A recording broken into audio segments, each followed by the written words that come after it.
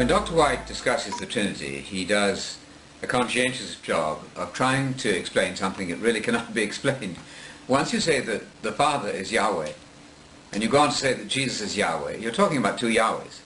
That's our common language. This is a chair, and that's a chair. Doesn't make one chair.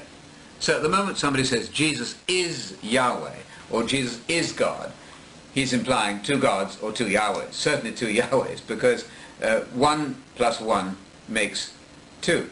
It will not make 1. And Dr. White is very careful to explain this for us on page 27 of his Forgotten Trinity book. He says we must not muddle up the X's and the Y's, the who's and the what's. We can say 3 who's is equal to 1 y, but we must not say 3 x's is equal to 1 x. However, since the Trinity itself is a contradictory principle, a contradictory theory, he is unable to avoid his own trap when we get to page 132 in the very same book. And I recommend this book if you want to try to understand how some Christians work out a Trinitarian dogma. This is a very thorough discussion. But on page 132, he's talking to Jehovah's Witnesses and explaining how he deals with them. And he says this: I assume that you would agree with me, he says to a Jehovah's Witness. There's only one true God, Yahweh. And they'll say yes. Or as you pronounce it, Jehovah. It's the same thing, Yahweh, Jehovah. And he says then that Yahweh refers to all three together. The triune God is Yahweh.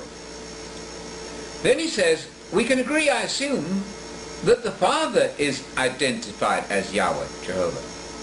But I believe the Bible identifies Jesus as Yahweh as well.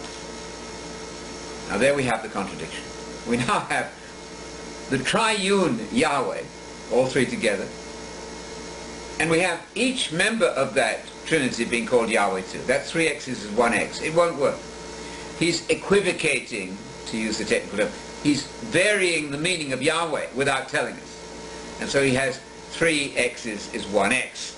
Unless he's going to turn around and say Yahweh means this when I say an x, and Yahweh means something else when I mean a y. But he'll have to unpack all of that for us to make himself clear. Otherwise, this is sheer contradiction.